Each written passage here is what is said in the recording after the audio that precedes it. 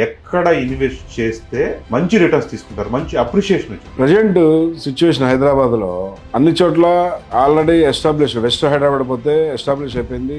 అట్లా బాంబే హైవేలో కూడా బాగా రేట్లు అన్ని పెరిగిపోయి, యాదగిరిగుట్ట నిన్నటిదాకా మనం చూస్తూనే ఉన్నాం. కాలం రూపాయిది 10 రూపాయలు అయితే ఇవాళ కొత్తగా రేవంత్ రెడ్డి గారు కందుకూరు దగ్గర నుంచి యాచారం మండలం దాకా ఉన్న 19,300 ఎకరాల అయితే ఫార్మాసిటీ ఉందో, ఆ ఫార్మాసిటీని కొంత ఫార్మాసిటీకి ఇచ్చి మొత్తం 25,000 ఎకరాలతో ఫ్యూచర్ సిటీ, 4th సిటీ అని మనకి అనౌన్స్ చేయడం జరిగింది. ఈ 4th సిటీలో, ఈ ఫ్యూచర్ సిటీలో ఒక ఫార్మాసిటీగా 4,000 ఎకరాలు ఇచ్చి మిగతా డిఫరెంట్ ఆర్గనైజేషన్స్ కి ల్యాండ్ ని ఎలకేషన్ చేయడం జరిగింది. 13,900 ఎకరాలు ఇప్పటికీ ఎలకేషన్ అయిపోయింది. మీరు ఎక్కడైతే ఎంప్లాయ్మెంట్ అయితే పెరుగుతుందో అక్కడ ల్యాండ్ రేట్ పెరగడం సర్వసాధారణం, సహజం. వెస్ట్ హైదరాబాద్ లో మా సాఫ్ట్వేర్ కంపెనీ హైటెక్ సిటీ కట్టినప్పుడు గజం 1000 రూపాయలు అంటే ఇవాళ 3 లక్షలు అయింది 20 సంవత్సరాల్లో. అలానే రేపు ఈ ఏదైతే ఫ్యూచర్ సిటీ, 4th సిటీ అని సీఎం గారు అనౌన్స్ చేశాడో, 4th సిటీకి దానికి కూడా ఒక పేరు, ఒకటి పబ్లిక్ ఒపీనియన్ తీసుకోవడానికి కూడా గవర్నమెంట్ ముందుకు వస్తుంది. 25,000 ఎకరాలతో ఫ్యూచర్ సిటీ